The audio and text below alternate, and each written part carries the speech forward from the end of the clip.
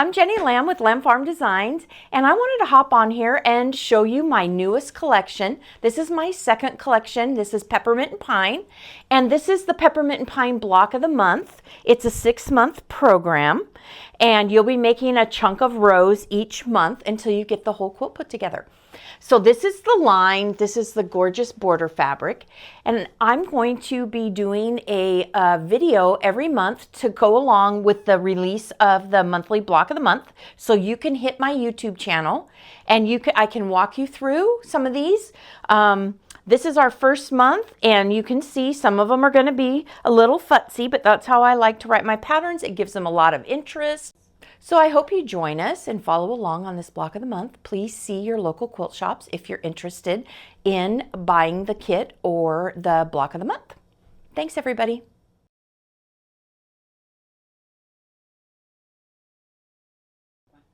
All right, so this is block 1, and we're going to be making this strip right here. So we're going to start out with the trees. And we have all the tutorial that'll walk you through piecing in your little strips to give your trees interest. There's a separate video on how to make half square triangles. So go ahead and follow along, and I hope you get something out of this. This is to help support you and the shops if you have any questions dealing with little pieces. Everything else is straightforward.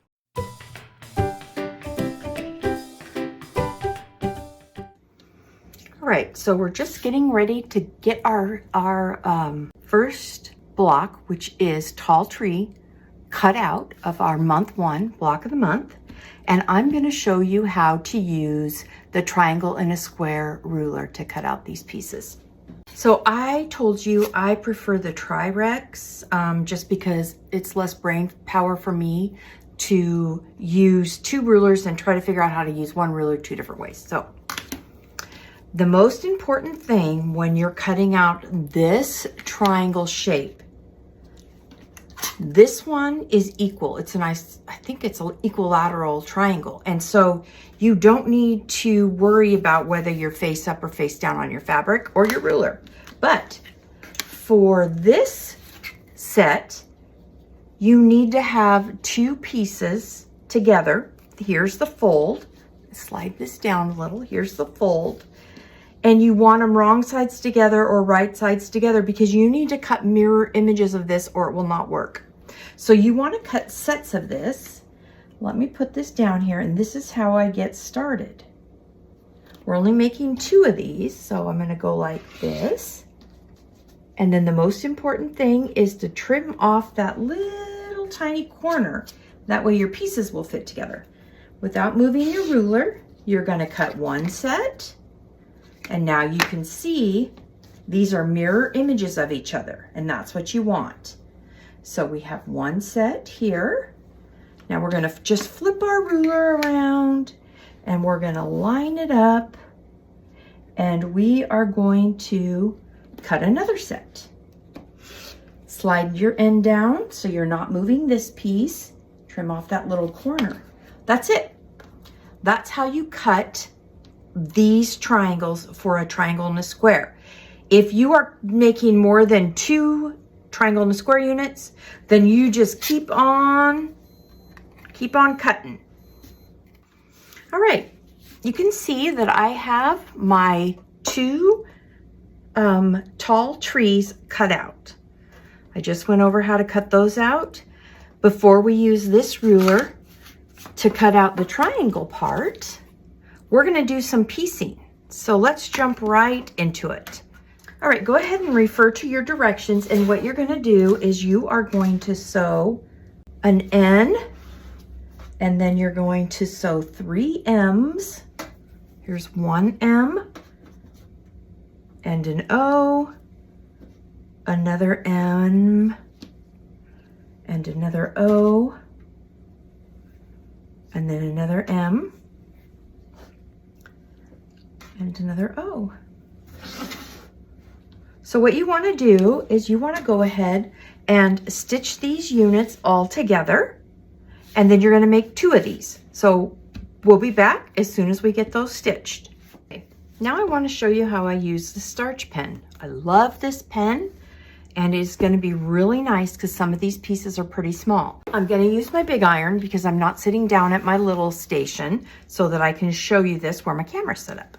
So you are supposed to press away from M. I always set my seam. I use cotton thread and I always set my seam. So because this is such a narrow strip, I'm very carefully gonna iron it, and then I'm just gonna run this very easily. I'm not doing one of these because I don't want to distort my fabric. And now look at it. It's just flat as a pancake. So I'm gonna go ahead and I'm gonna iron all these, and then we'll meet back here when I get this all sewn back together. Okay, it is really, really important that you use a good quality thread for when you're piecing any of these blocks. Let me move this up a little bit, because every time you fold over to press, you lose the one width of the thickness of your thread.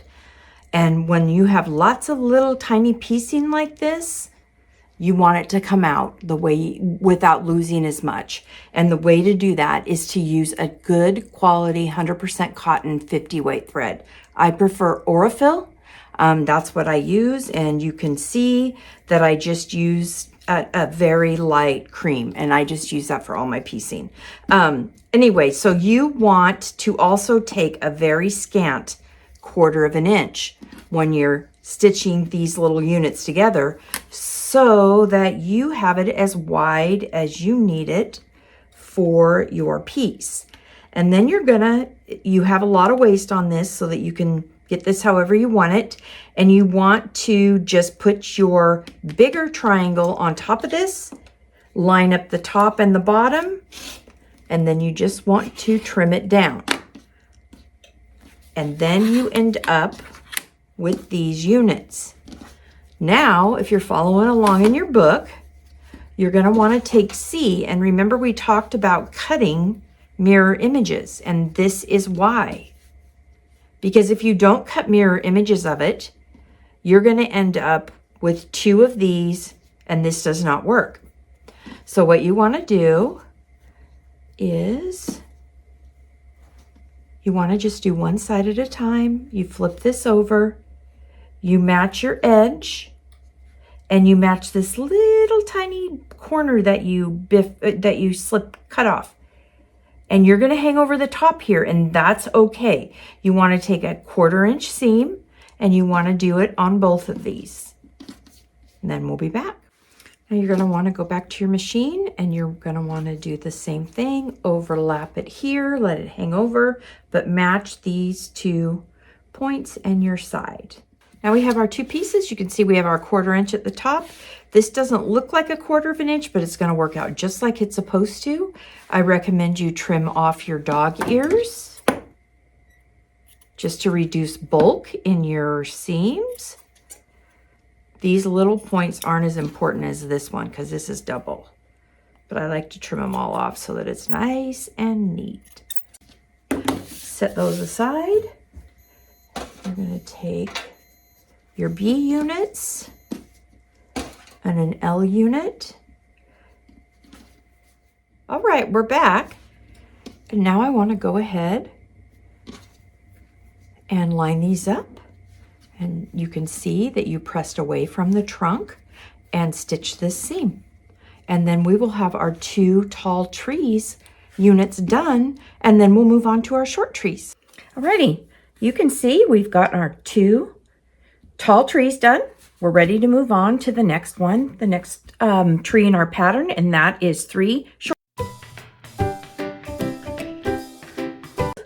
And now we're going to get in here, and let's get these 3 little stars, or 3 trees sewn up.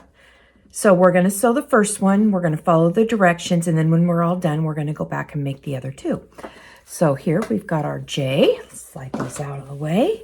We've already talked about how we're going to sew these. We've got mirror images. We're going to sew one side, and then we're going to press it and come back, and then we're going to sew the other side.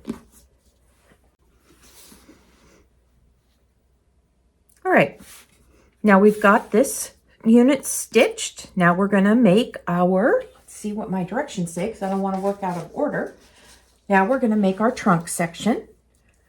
So we've got our D and our K pieces. And we are going to go ahead and stitch these together.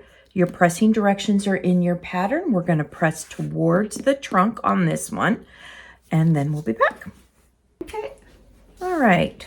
There we go. We've got our trunk. The last thing we want to do is take E and stitch it to the top. So we're going to go and we're going to stitch this, and we're going to stitch this, and that will give us our short tree. All right, we've got all 3 of our short trees pieced, and now we are on to the last unit block of this month, month 1's Peppermint and Pine Sew Along. So let's get into it. Our last set cut out, we've got them all labeled, got a little bit of my gray hair in there, got them all labeled, and now we're going to jump right into getting this stitched together, okay? All right, you want to take your A and your P squares, and you want to stitch them, make a half square triangles. And the way we're going to do that is we are going to draw a diagonal line. I haven't done that because I have something on my machine that guides me. If you don't, draw your diagonal line from corner to corner and then stitch 1/4 inch on each side, and do that with all 6 sets. And we'll meet back here. Okay, so you can see I pressed per directions, one set to the left, 1 set to the right. And now when I go to join these will nest so nicely. Look at that right there. And you want to just wiggle that till you get it nested in.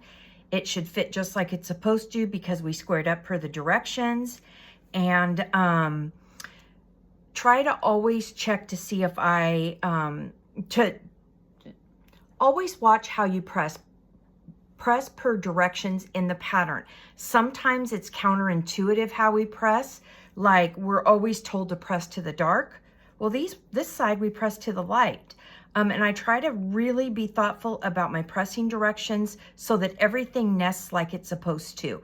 I never really, it's a rarity if I tell you to press open. That's because I get much better points if everything nests together. So now we're going to go ahead and stitch this seam. Can you see that? How nice that point came out because my seams all nested. Okay, so let's finish this up. We're almost done with month 1.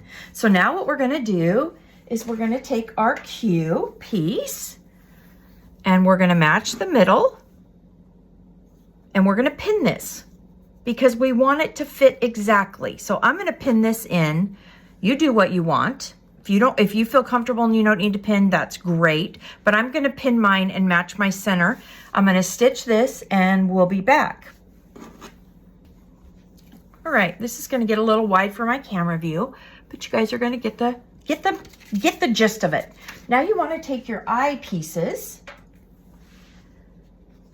and you want to stitch 1 on each end.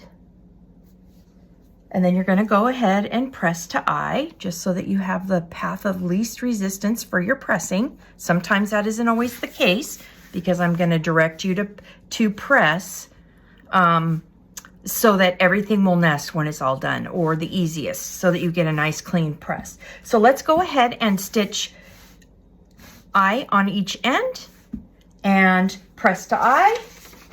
And then we're going to start putting our tree row together. Here we go. All right, now we've got our little banner made that goes under our row of trees. I'm going to slide it up here, and now I'm going to get my F pieces and my G pieces and my trees that I made earlier in the month, earlier in the day, whatever, however you guys are stitching this. I'm trying to do it all probably in a day, but that's just me. So what you're going to do is you're going to alternate your trees. Look at, aren't those cute?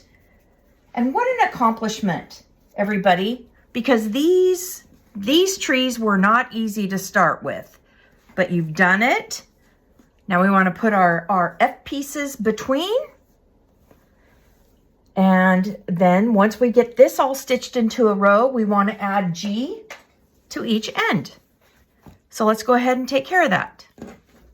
All right, here's a really good tip before I get the rest of my row sewn together. We have a unit here with a lot of piecing. Now we've put our F strip on here, and when we stitched it down, it fit. You can see that it fit just like it was supposed to. This is a good seam allowance moment to check your seam allowance. So now if F was too long, that could mean that your seam allowance is a little bit more than 1/4 inch. This turned out smaller than this. That means you're taking too big of a bite when you stitch your seams. Now, if F would have ended up shorter, that means you're a little too scant. And that means that you need to take a bigger bite.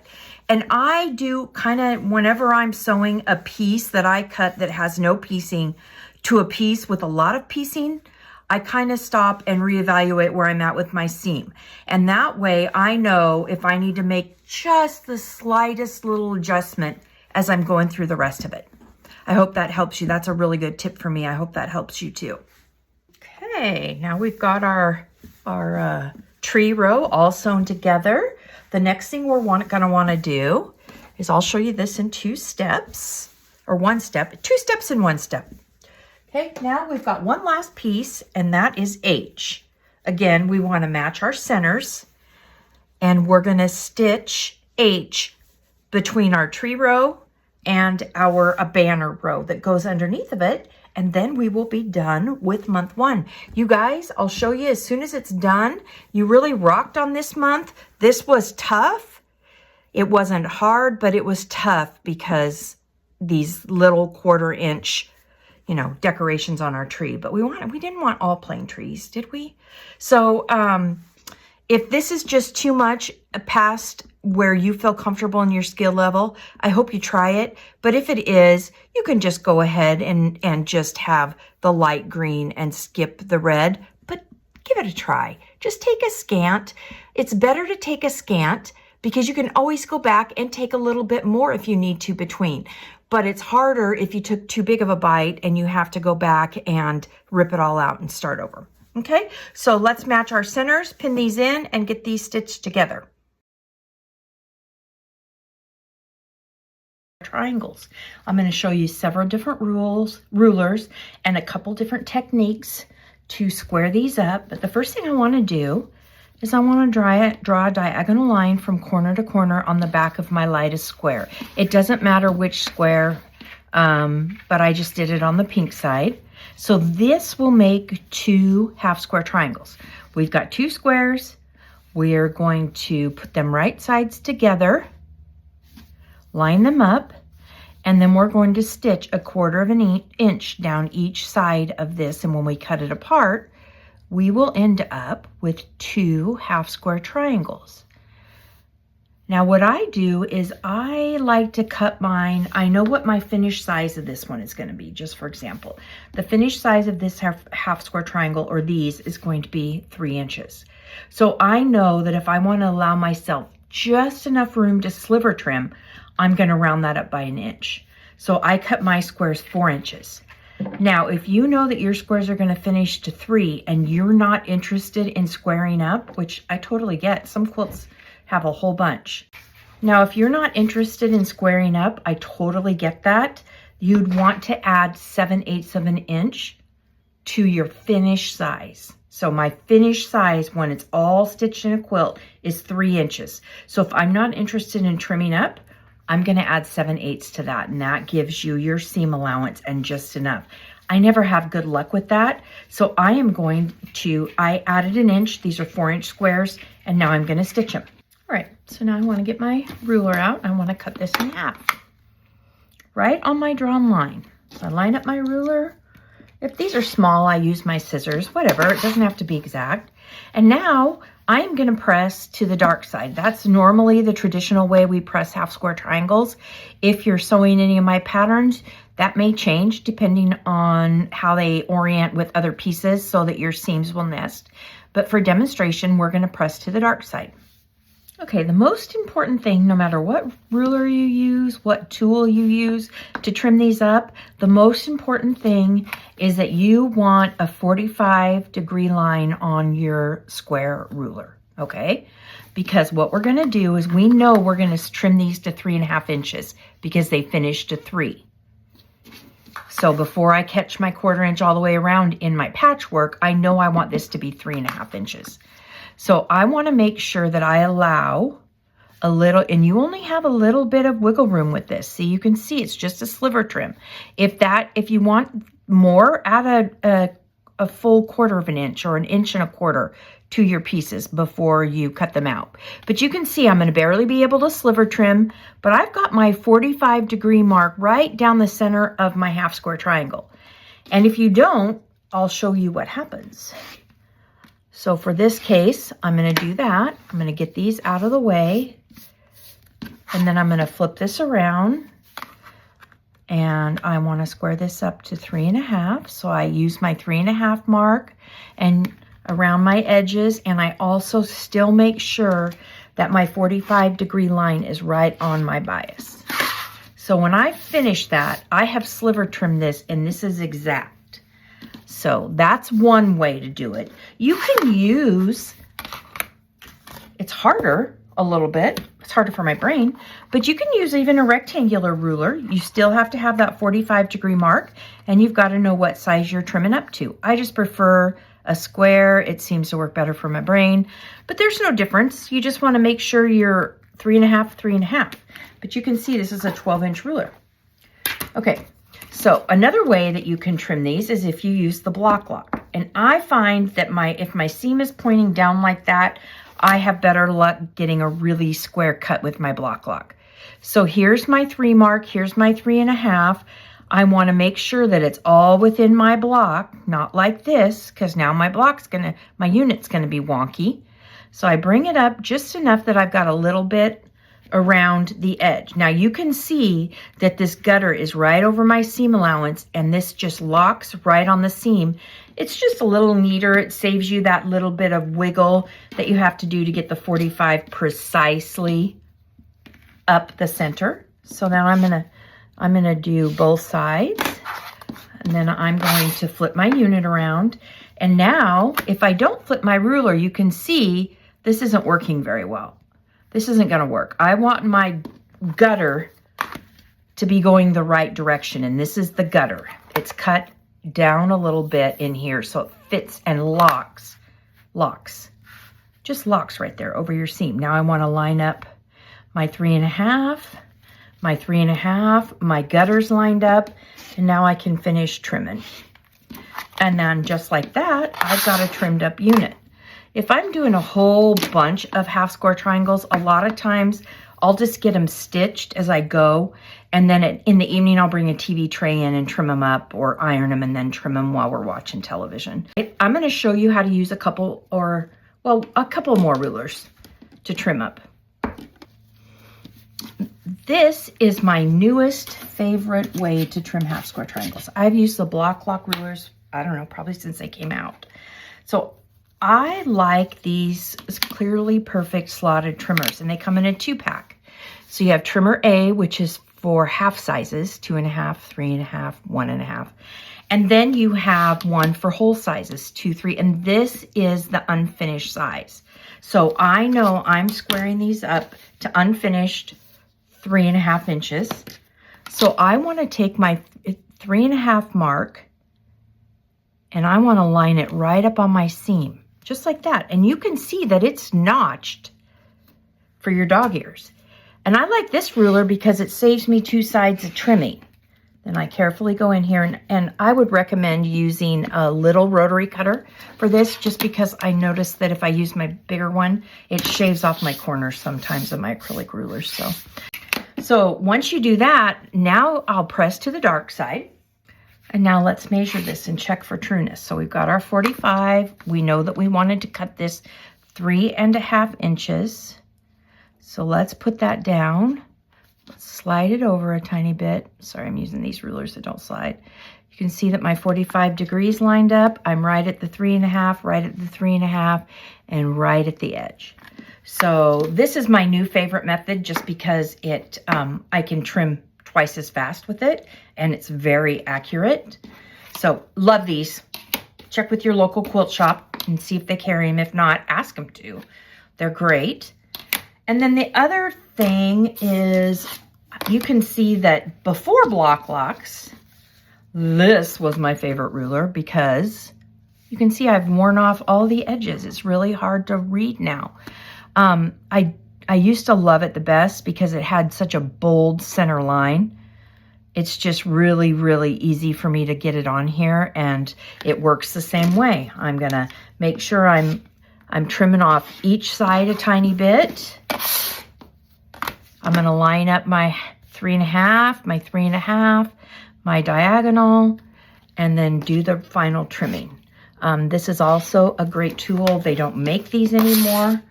I think I have them in 3 different sizes. It's by That Patchwork Place. But anyway, you can see it is well loved. But I don't use it as much because, again, it saves me time to use these or the block lock, because the block lock, I don't have to futz around with that 45-degree line.